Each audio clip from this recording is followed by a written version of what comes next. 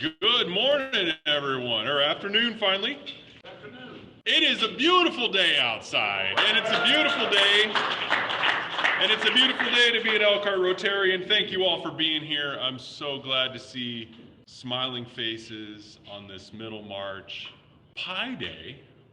Pi Day today. I forgot. Bill, I know you didn't forget. It's these Mondays kind of sneak up on us sometimes. All right. Is ELKR, please come up and give us some thoughtful words.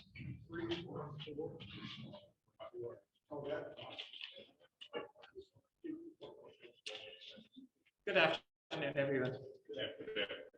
So in keeping with this being the week of March 17th, St. Patrick's Day, I am going to start with an Irish blessing that will be very familiar to all, and then I'm going to read it also in Irish Gaelic. May the road rise to meet you. May the wind always be at your back. May the sun shine warm upon your face, the rain fall soft upon your fields. And until we meet again, may God hold you in the hollow of his hand. Ganari am bogardat, Gurev am gwe gabak quil. Galonri bien am diary. Gadeha am bashka gumin de pharmaska. Agus go minute le chéile arish, go coni dia imas along the for Mahaka. So we will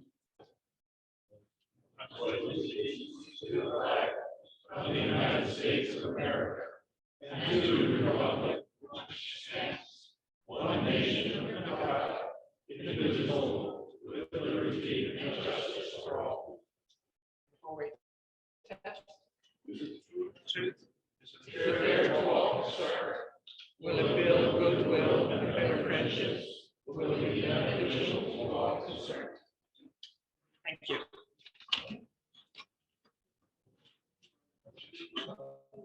Thank you, ELKR. I can appreciate that. That's some good pronunciation there, as if I knew. All right, everyone. Doug Rister greeted you on the way in. I'll ask Doug to come.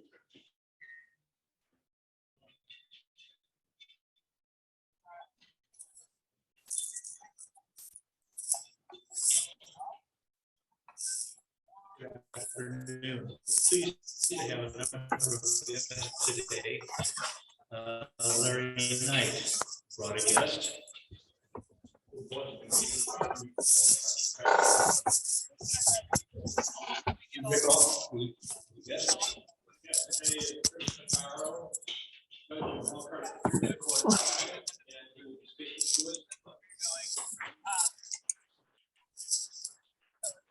Wagler as a guest.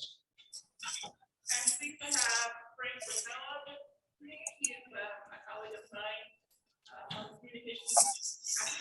Come on this fall to the conference for you.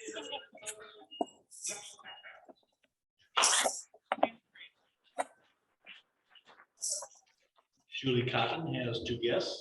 Yes, I'd like you to meet Joe from Indiana. They're joining us from Indiana Tech. We met at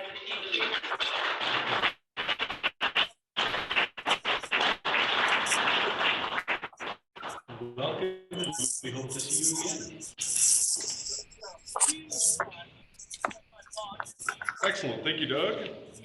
And welcome, Dr. Russell. Chris, nice to see you. And Greg, was it Greg?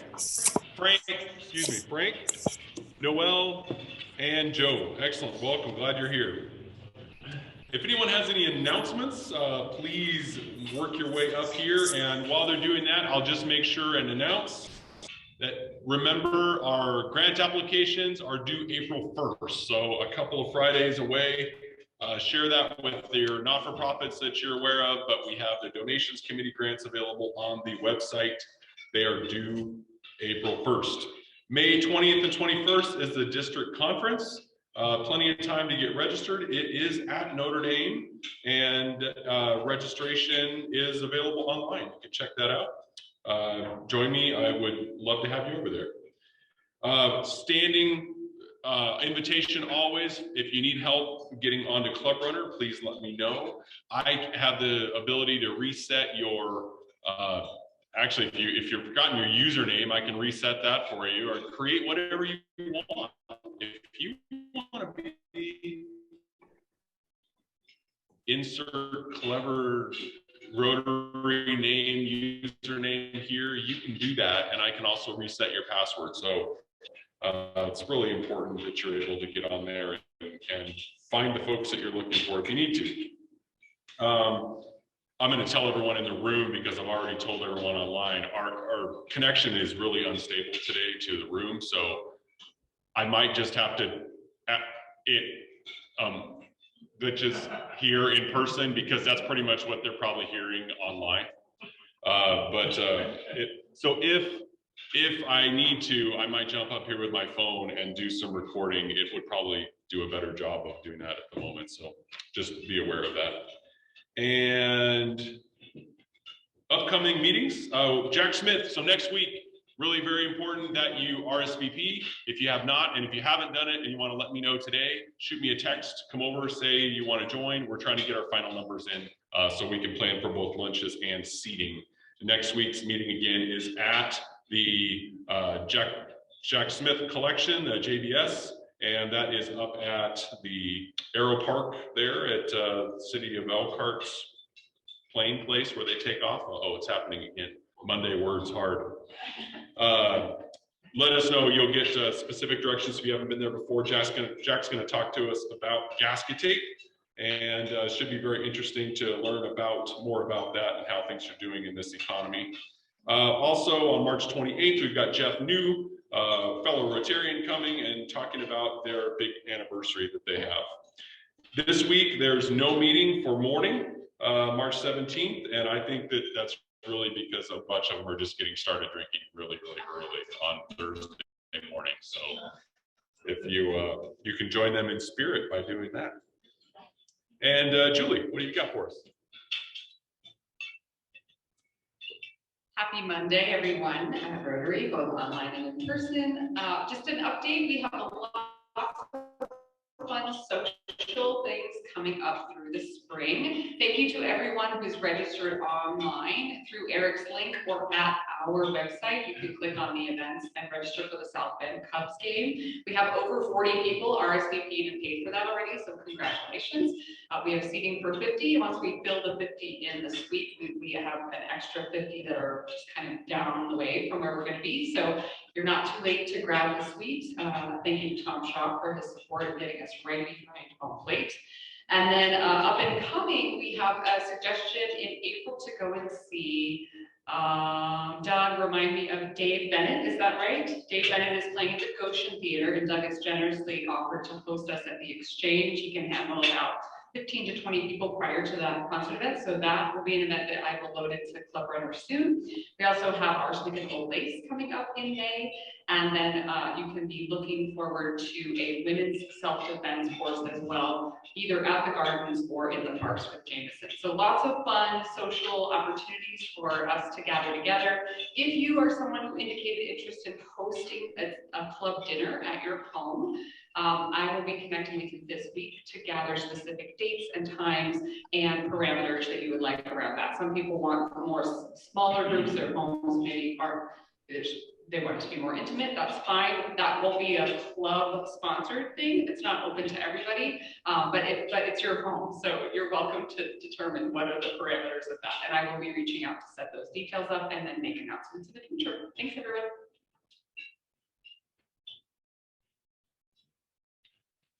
Thank you, Julie. And I want to share, we had a board meeting. We'll have more information about that coming up soon. But I did want to share that the marketing committee, led by Aaron and a few other folks, were talking about how to promote events and do a better job both internally and externally.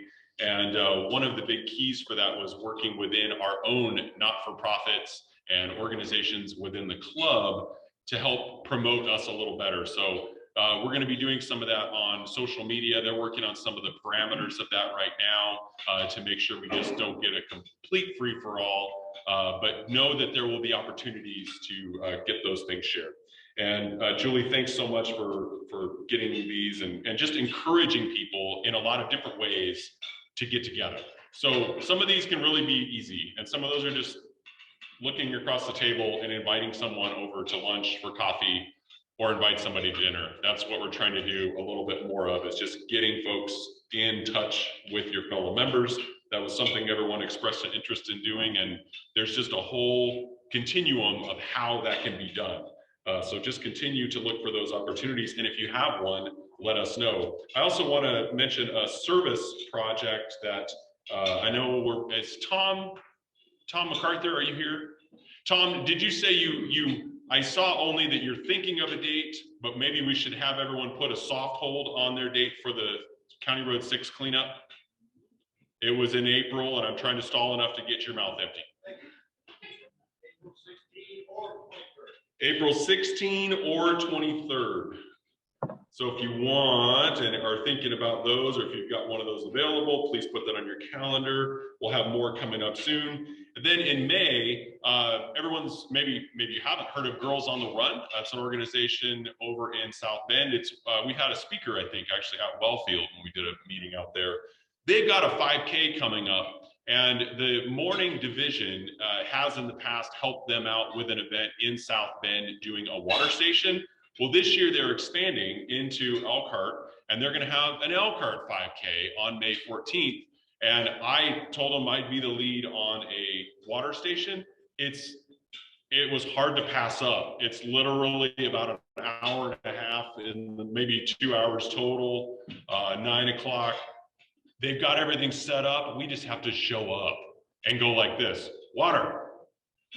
That's everyone online get that? Water. It's that easy. So it'll actually be over Chuck Groddick's neighborhood. They're running right past his house. They're on Jackson. No, it's over by Riverview Park. It's not too far from your house, though, is it, Chuck? Not too down the road. So look for more details on that. But if you'd like, we're looking for 6 to 8 people. But if we have more, that's fine too, because there will be folks needed to help with just course directionals. Again, this year, remember, our international president, Shekhar Mehta, one of his platforms that we're working on is empowering girls. This seemed like a good fit for that. It was kind of a stretch, but I thought we could maybe tie it in. So May 14th, if you want to help out with that. All right, folks, I mentioned those donation committee applications are due April 1st. Let's help raise some more money for what will be coming up. And I'd like to have today's Sergeant, Anthony Hunt. Please give Anthony a warm ELKR Rotary welcome. That was good. For those online, there was a standing ovation of one person, former president, who's clearly got a guilty conscience, Bill Burke. Thank you. Before starting, just a quick announcement. Please do not use odd and obscure colognes and perfumes. Common sense, people. Common sense. All right, moving on.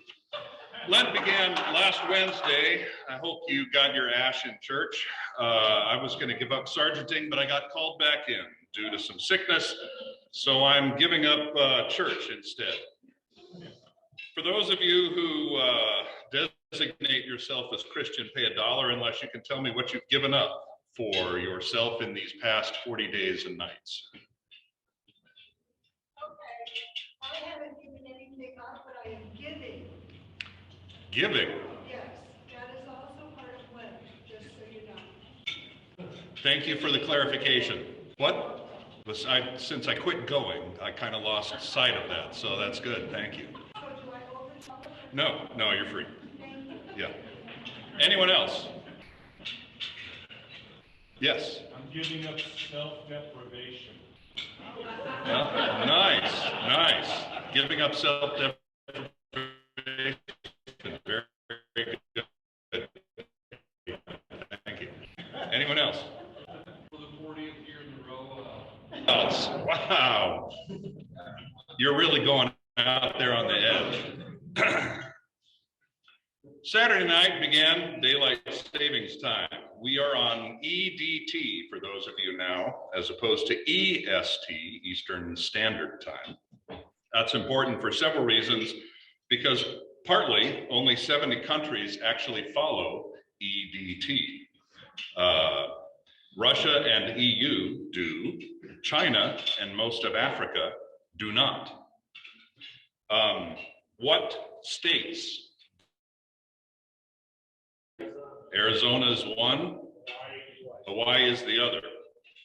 There also is several others: Puerto Rico, the US Virgin Islands, Northern Mariana Islands, Guam, and American Samoa. What Canadian province does not follow daylight savings time? Nope. Nope. Saskatchewan. Right in the middle, not sure why. But as someone who hates Murphy and all his laws, especially when lots of different computers are involved in keeping things on time at, say, a radio station, I hate any and all time changes. Everyone pay a buck. Speaking of time, as earlier mentioned, today is March 14th, also known as Circumference over Diameter Day, Pi Day, the celebration of an irrational transcendental number on a mostly rational day, but it's fascinating that we came up with a way to describe it, and yet if you round the number pi to just 9 digits after the decimal, and then use that to calculate what would be the Earth's circumference, you get an accuracy on 25,000 miles within 1/4 of an inch. Which, what, just one of those fascinating exercises, because in the meantime, scientists have, with nothing better to do, decided to extend out how far this irrational number goes. And so they have irrationally calculated it out to 50 trillion digits. And at some point, so what that is more than anything is an awesome excuse for lots and lots of teachers, math especially, that math is great exercise for your brain. It helps you tell time. It helps make you a better cook. It helps with problem solving skills. You know, it helps with your finances. And speaking of finances, we need to raise some money. Everybody pay a buck. Unless you have a degree in math or certification on being a math teacher. I'll give you a pass on that one. Speaking of dates, what's tomorrow? The Ides of March. Anybody know what that is? Caesar, okay. Yeah, he happened to die on the Ides of March. That's a good one. So it didn't work out so well for him. Anybody else? It's derived from the Latin word idus, which actually refers to middle of the day of any month in ancient Roman calendars. The Ides are specifically the 15th day of the month, so that would be March. Typically March, May, July, or October, they were interested in quarters, although the 13th day of the remaining months. It was designated to settle all debts, and that could be a problem for some debtors who could not pay their debts, usually thrown into prison or indentured servitude. So hence the moniker, beware the Ides of March. You already talked about basically Caesar. Speaking of another Caesar-like guy, Tom Brady has unretired after only 6 weeks. Personally, I was hoping Giselle might have more time to do her career, but then we'd see much less of Tom, that Buccaneer. But do you figure his family got sick of him first, or he of his family? Similarly, I got home from work on Friday to hear my wife say my kids have been on eBay all day, and if they're still there tomorrow, she wants me to lower the price. Hey, help keep the costs of all our writers down. Everybody pay a buck. Speaking of my kids, Elkhart High School held its spring musical this weekend, Matilda, based on a book by Roald Dahl. He also wrote Charlie and the Chocolate Factory, the Fantastic Mr. Fox, and James and the Giant Peach. There's that diameter circumference story again. If you didn't see it, and my kid playing in the pit, pay $1. We'll skip the whole St. Patrick's thing because I can't beat a prayer in Gaelic. That's awesome. A recent study had scientists studying the effects of cannabis on seabirds, and it left no tern unstoned.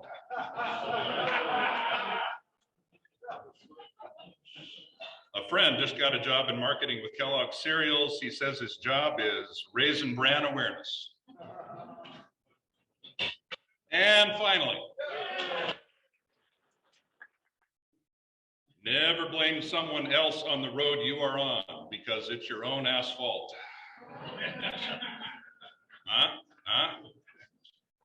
And for doing that great sergeanting, everybody should pay $1. All right.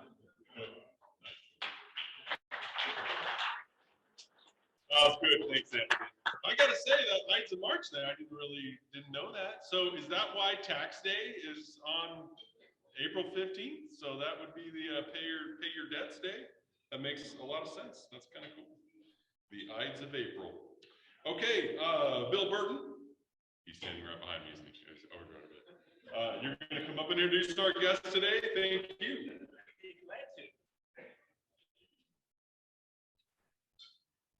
It's always nice to have the bar set really low. So we can, you know, when we introduce our speaker. And so we have green napkins. We have St. Patrick's Day week. We have an Irish Gaelic invocation. And we have a Notre Dame professor. Now, here is Saturday's Wall Street Journal. Headlines, front page. Stymied Russians regroup outside Kiev. In the rubble of Kharkiv, survivors make their stand. Aid groups rush in as health crisis emerges in Ukraine. U.S. set to revoke Moscow trade bloc. Stock market weekly decline. And here we go.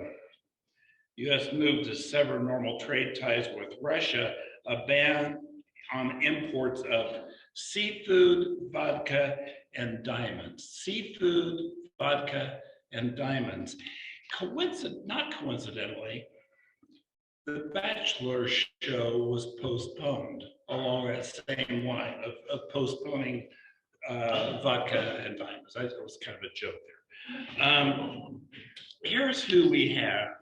We have Michael Dish, who is a professor of international relations at the University of Notre Dame and a director of the Notre Dame International Security Center. He's a chair of the Department of Political Science, first holder of the Robert M. Gates Chair of Intelligence and National Security Decision-Making at the George Bush School of Government and Public Service at Texas A&M University. He's a doctoral fellow in the national security at Harvard or Harvard University. He's worked on the staff of a U.S. Senator in the Bureau of Intelligence and Research. So, folks, you'll be better Americans for being here today. Thank you for being with us, Michael, and please welcome Michael to the podium.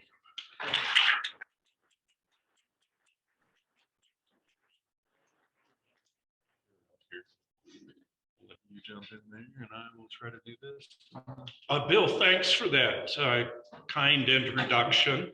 You must have called my mom to get the high points of my career. Some of them were actually true, so I'm grateful. I also appreciated the Irish blessing, although in my Irish household, we always had an additional line that somehow got lost here, something about may the devil not hear about your demise until 10 days or a week after the funeral. So I think that's a very important part of the blessing.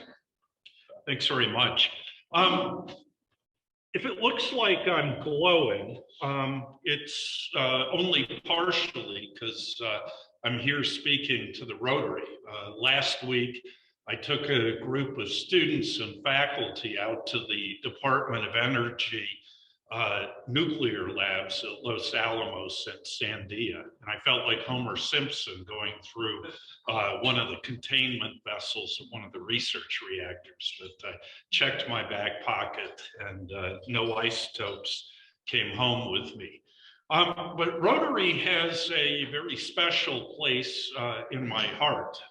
Way back when I was in graduate school, I was slated to do a summer hitch in the intelligence community, and I had some time between the end of classes and when my clearance had come through. So I was home in Waukesha, Wisconsin, and I needed some money.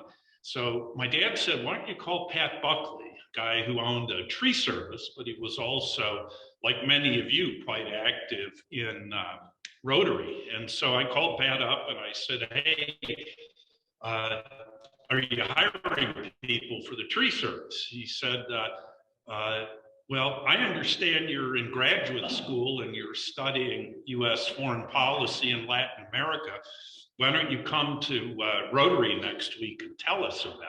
Made no commitment about the job at that point. So I came out and I talked about the Central American crisis. Weird job interview for being a rake jockey and hauling a chainsaw around, but I guess it worked out. Hopefully I don't need a job after this session today, but I do have copies of my resume, so it's not that far a commute from Granger out here. So what I want to talk about today is two related things. First of all, I want to talk a little bit about the origins of the current Ukraine crisis. And then secondly, I want to prognosticate a little bit about how it might end.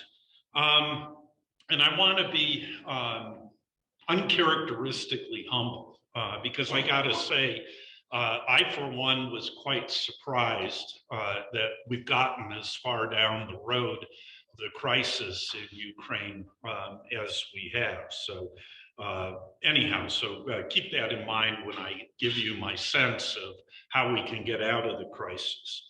But before doing that, I want to talk a little bit about the historical roots of the crisis. And how many of you people remember the radio commentator Paul Harvey? There we go. See, this is my demographic. I tell my kids Paul Harvey, or I tell my students, they look at me like I'm from Mars. But I want to give you the rest of the story in the sense that there are elements of the Ukraine crisis that I don't think that we talk about or think about as much as we should.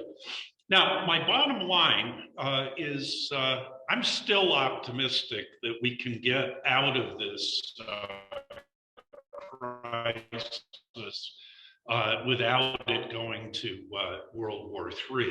But on the other hand, I don't want to minimize for a minute the human cost of what's happened over there, you know, over the course of the last 2 weeks and what's likely to happen before we get this solved. So let me talk about two elements of the historical context that we should keep in mind. The first is the complicated history of Ukrainian nationalism and the Ukrainian state, and particularly the relationship between Ukraine and Russia. Second bit of history I want to talk about is a little bit more recent, and that's the role of NATO expansion in this current crisis. So let me run through those things relatively quickly. I don't think that the argument that Ukraine is not somehow a legitimate state, that it's a fake state, that it's not a real state, is tenable. But on the other hand, there is a lot of truth in the notion that the history of Ukraine as an independent political entity is complex. And let me see if there we go. If I can operate the PowerPoint here. The origins of Ukraine, and indeed of Russia as a modern state, go back to the 10th century. And a political organization called the Kievan Rus, which was not only an important political center in terms of unifying the disparate peoples west of the Urals, but it was also the body that brought Orthodox Christianity to this area of the world. And so Russian Orthodoxy and Ukrainian Orthodoxy, in fact, have similar sorts of roots. And in fact, Ukraine, for much of the history since the Kievan Rus, has been part of the Russian Empire. So it's been affiliated in some way, sometimes subsumed, sometimes a vassal state to Russia for much of its history. It's a lot like modern Poland, which we forget for about 500 years was a wholly owned subsidiary of the Russian Empire and only became an independent state after the First World War. Now, the more recent history, by recent I mean past 150 years, that really matters is the status of Ukraine within the Soviet Union. Now, remember the Soviet Union was in all the papers until about 1993. It wasn't actually one country. It was, at least on paper, 13 political entities that in the communist sort of delusion were one big happy family. Actually, it was more like a bag of weasels, with a lot of quite, unruly and sometimes ungovernable peoples all together. Now, the early Bolsheviks, Lenin and Stalin, understood at the founding period of the Soviet Union, at the end of the Civil War, 1920 and 1921, that on the one hand, they wanted to build one big political entity that they called the Soviet Union. But they also understood that a lot of the peoples that they wanted to be part of the Soviet Union also had at least some element of national consciousness. So they thought to themselves, how are we going to deal with this?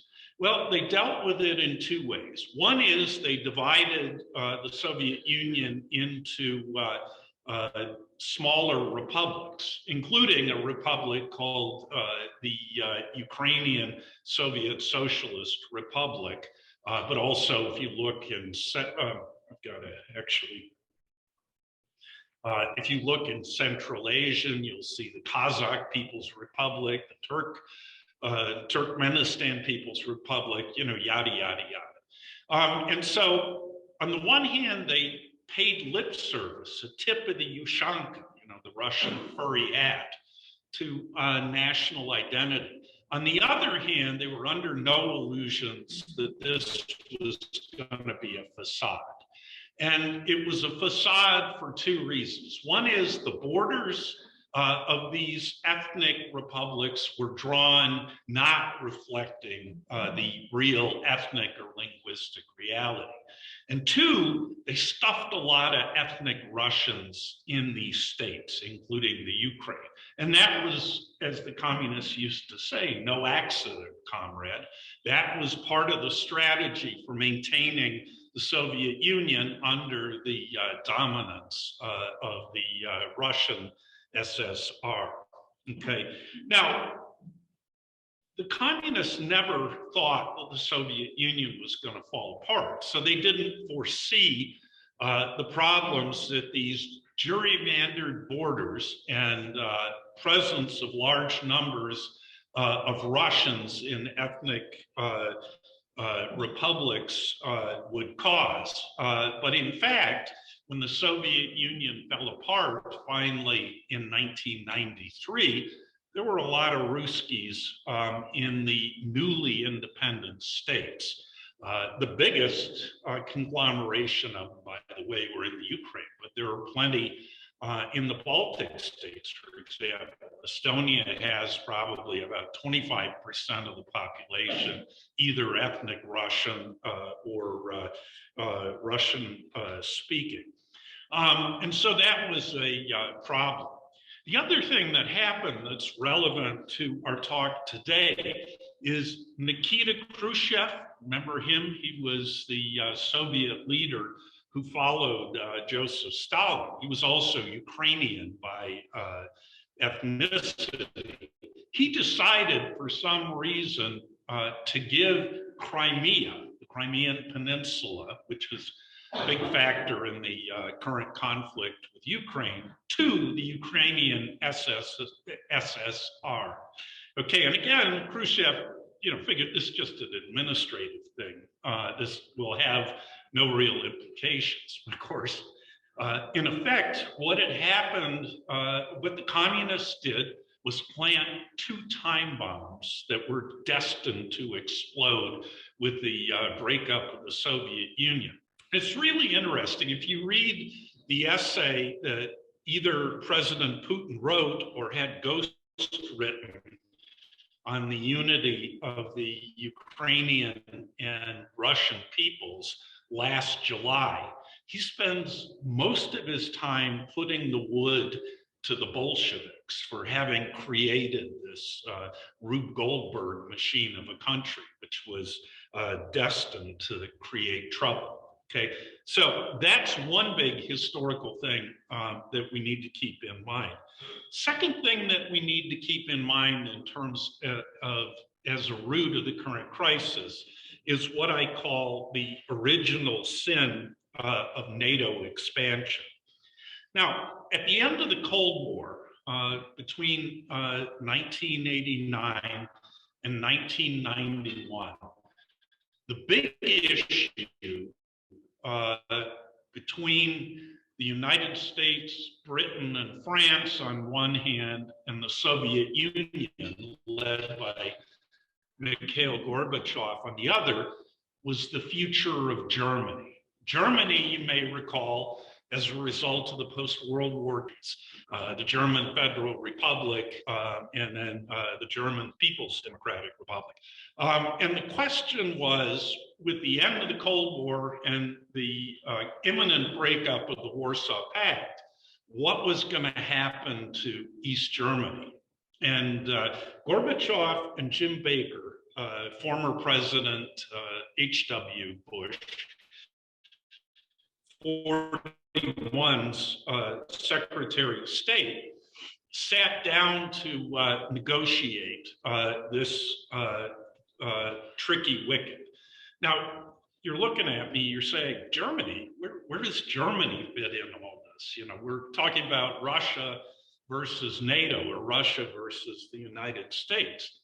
But Germany fits in this, particularly in the Russian historical consciousness, but also the historical consciousness of most of the rest of Europe, because Germany was the cause, arguably, of 2 major world wars. And in fact, when NATO was formed after World War II in 1949, the first Secretary General of NATO, a British guy by the name of Lord Ismay, probably after dinner and a few drinks, and in a candid moment, admitted that NATO had not 1, but 3 purposes.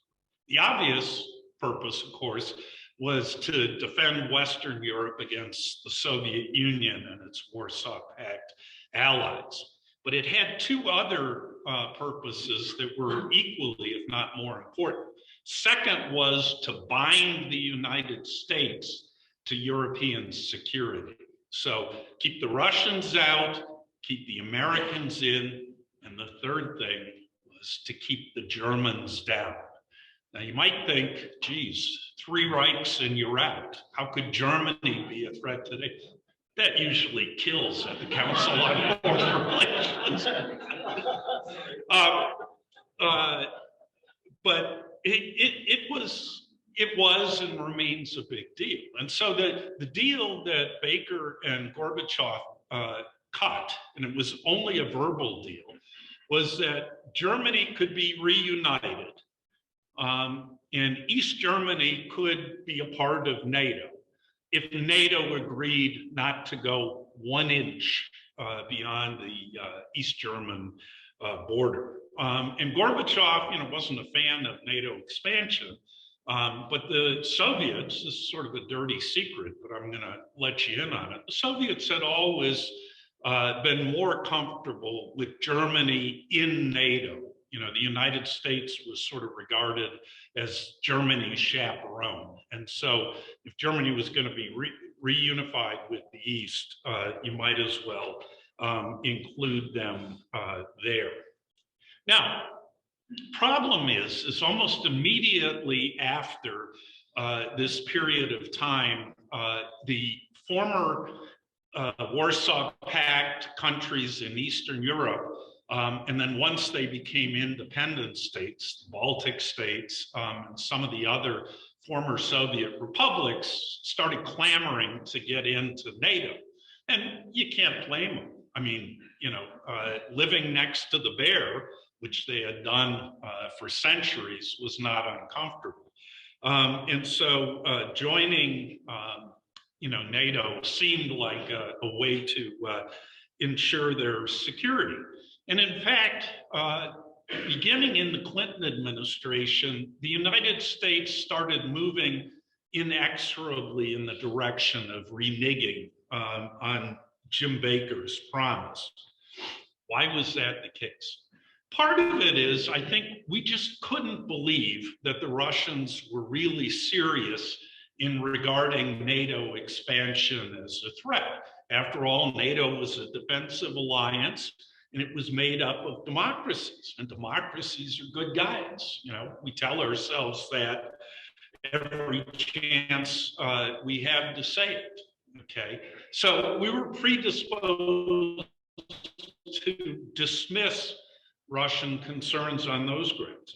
Electoral politics within the United States was also a big deal. Second largest Polish city in the world is not ELKR, Chicago, right? But they don't celebrate Dingus Day there, so I'm not sure what's going on, but nonetheless.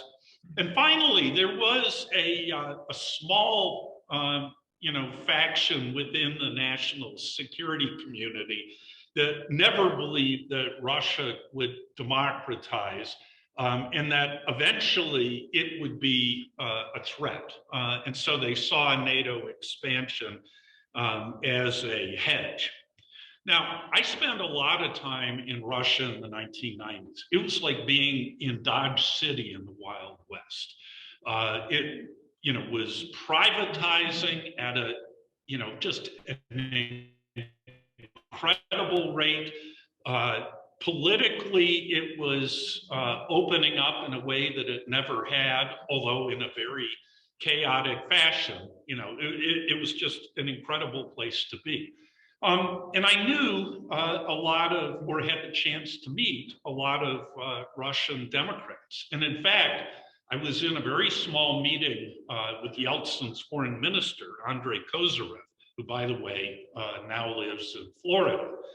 And I was with a very influential Harvard professor, Sam Huntington, who the Russians knew was close to Tony Lake, who was Clinton's national security advisor. And Kozyrev invited Sam for this meeting to try to get across the message that if we in the West were interested in the future of Russian democracy, the last thing we would do would be to expand NATO. This was in 1995. And in fact, we didn't listen to Kozyrev. In 1999, April of 1999, the first post-Cold War wave of NATO expansion occurs. Poland, Slovenia, and the Czech Republic are brought into NATO, April 1999. Later in that year, December of 1999, a hitherto obscure St. Petersburg political operative by the name of Vladimir Putin was appointed interim president by Boris Yeltsin and would go on to win the election as president in 2000. So cause and effect sure looks like it to me. Initially, Putin continued Yeltsin's efforts to improve relations with the West, but on the issue of NATO expansion, he was a lot more publicly resistant. But of course, we didn't listen. We had another wave of NATO expansion in 2004, but the key thing was the NATO summit in Bucharest, Romania in 2008, in which NATO, at the prodding of the Bush administration, the George W. Bush administration, opened up the door for eventual NATO membership for Georgia and for Ukraine. Okay, 2008, Russia and Georgia go to war. Again, a link between the open door for NATO and that conflict seems very clear. Now, for most Americans, the Russia-US conflict over Ukraine begins in 2016 with the Russian seizure of Crimea. Actually, in 2013 and 14, a series of protests, the Maidan Square protests, erupt against a Russian-leaning Ukrainian president by the name of Viktor Yanukovych. And Yanukovych is ousted and forced to leave the country. And the key political issue that Yanukovych had run afoul of is that the European Union was proposing an enhanced status for Ukraine in the EU. And many pro-Western Ukrainians were thrilled with this, but the Russians and the Russian speakers regarded it as sort of a stalking horse for eventual NATO membership. And so in 2016, Russia seizes the Crimea, and then also a separatist movement in the Donbas region, or the eastern region of Russia, takes off, and Russia is clearly implicated in supporting that. Now, 2 slides here on the political and linguistic geography of Ukraine.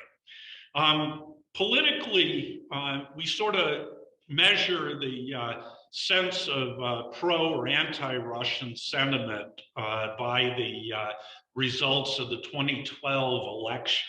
And anybody who voted for Yanukovych, who was, overtly pro-Russian, we regard as being pro-Russian, and people who voted for Yulia Tymoshenko were probably anti-Russian.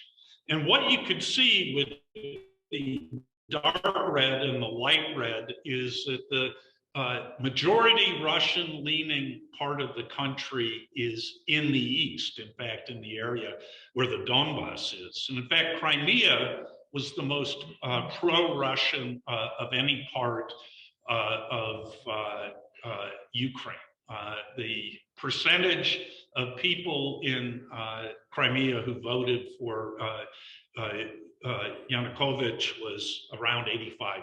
And so after the annexation in 2016, and when the handful of pro-Ukrainian people got out of Dodge, referendum that said that over 90% of the people in Crimea were happy to be part of Russia, probably was a legitimate reflection of political opinion there. But we can also look at the divisions of Ukraine linguistically. So places where Russia is the mother tongue or the primary tongue, you assume not everybody, but the vast majority of people are probably more pro-Russian and interested in a closer alignment between Ukraine and Moscow. Whereas those gold areas of the country are places in which Ukrainian, which is a Slavic language and it's close to Russian, but distinct, is the predominant language.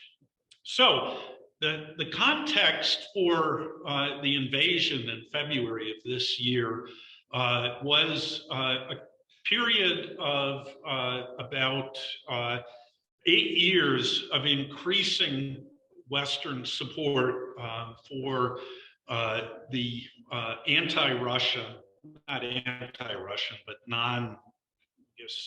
what's the way to say it? The more independence-minded Ukrainian government in Kiev that not only supported and encouraged their nationalist aspirations, but also engaged in a rebuilding and retraining of the Ukrainian army.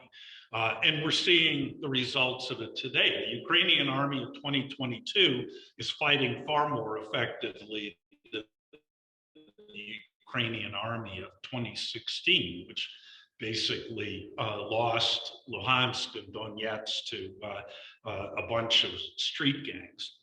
So I have gone on way too long. This was a danger. You invite a college professor, he can't clear his throat in 25 minutes, much less go through 1,000 years of history. But I'm just going to put the 4 scenarios out on the table and tell you which one I think is likely. I don't think we're in danger of World War III. I think, and you've seen it already, the United States has no interest in getting into major military fight with another nuclear power. So President Zelensky is deeply frustrated with us for not agreeing to impose a no-fly zone over Ukraine. And the Poles are unhappy with us because we won't help them in this Ponzi scheme they have for transferring old Warsaw Pact jets to us in trade for some spiffy new American jets that we then send to Ukraine. And this is a function of there were red lines that we're not going to cross. Now we will provide certain level of military aid to Ukraine, although the Russian attack on this training base near the Polish border is clarifying that red line. Nonetheless, I don't think World War III is in the cards, and ironically, the great power that's going to pull our chestnuts out of the fire may be the People's Republic of China. And talk a little bit about that. I also don't think a Ukrainian victory, military victory, is at all likely. President Zelensky has been heroic in his leadership. The Ukrainian military has fought very well and exacted more than a pound of flesh from the Russian army. But they are eventually going to be mowed over. There's no way to get around that. There are 2 more likely scenarios. One is a limited Russian military victory in the east of Ukraine, in the area east of the Dniester River. And I think that there's some possibility that they could achieve that. I'm not sure if the Russians ever thought about getting control of all of Ukraine, but I'm convinced in the fiber of my being that they just couldn't do it if they wanted to. But the final option, and one that ironically, given how bad things look now, I actually think there's a lot of evidence might come through, is a negotiated settlement. So there's a split screen that we're seeing on our TVs. We're seeing horrendous pictures of the human suffering of the Ukrainian people as a result, particularly of the spread of the war into urban areas. But on the other hand, the Ukrainian delegation and the Russian delegation are met this morning and continuing to meet. And the Chinese now are starting to make noise about brokering some sort of agreement. So I got a lot more I could say about that, but I got a lot more I could say about just about everything. And I want to be mindful of your time, but that's my story. Not sure if I'm sticking to it beyond this talk. See me tomorrow and see what I say. But thank you very much for your kind attention.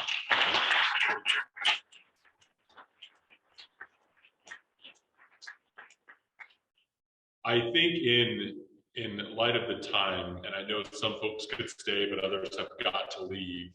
I'm sure that Michael will hang out for a few minutes up here. Welcome to come up and ask a question. And I just want to thank you so much. And absolutely, we knew that was a tough task to cover a lot of ground and a lot of time in a very short period. I've got a little parting gift for you. Wellfield Botanic Gardens was actually founded by this club in 2005. Have you been before? No, I have Have you heard of it? I have heard. That's good. Well, I know a guy there, and he can hook you up with a tour. But we got some passes for you. It's beautiful, and we'll take care of you. So thanks again for coming, and everyone. Thanks so much for your attention, and just go out and enjoy the sunshine today. And thanks for those of you guests joining us today. It was a beautiful day. We'll see you again soon.